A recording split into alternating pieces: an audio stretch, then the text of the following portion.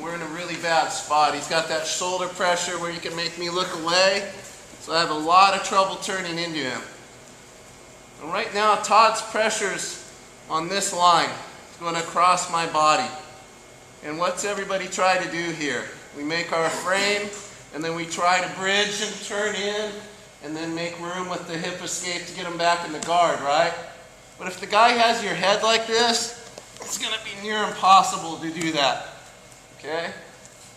His pressure's going here. Why am I going to fight with his pressure if he has a really good hold on me?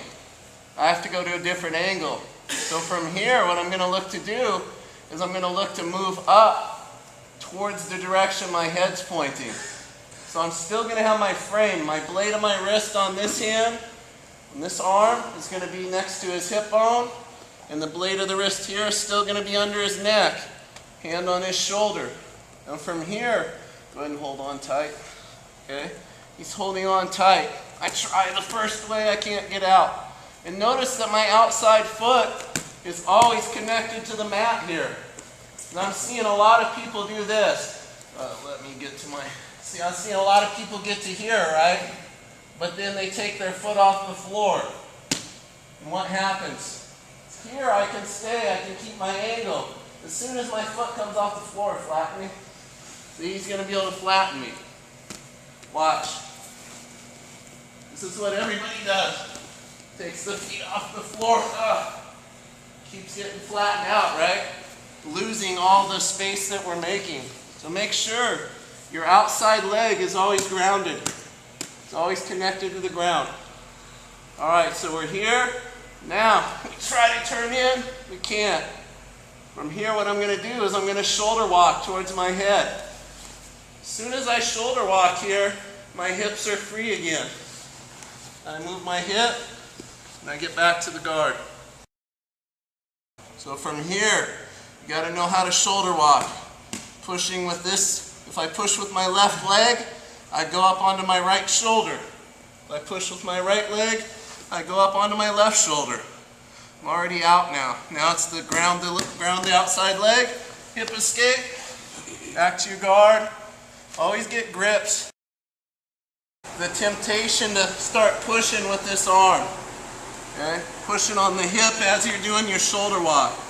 The reason I don't want to see you doing this and stiff arming him here is because of two things. One, almost always when a person has good top control, if they feel this, they switch to the sit through.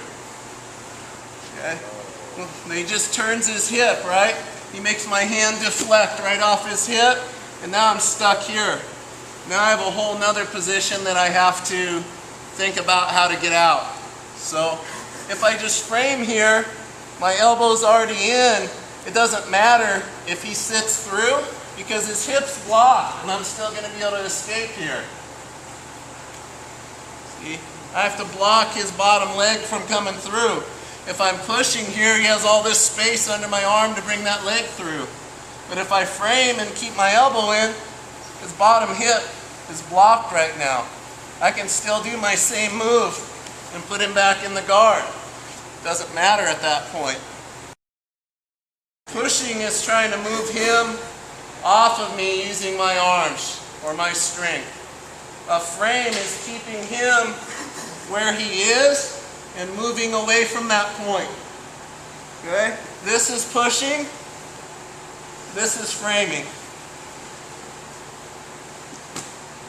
Once you start understanding the concept of framing, it plays into a lot of different areas of jiu-jitsu. You're going to use that a lot, especially in your escapes.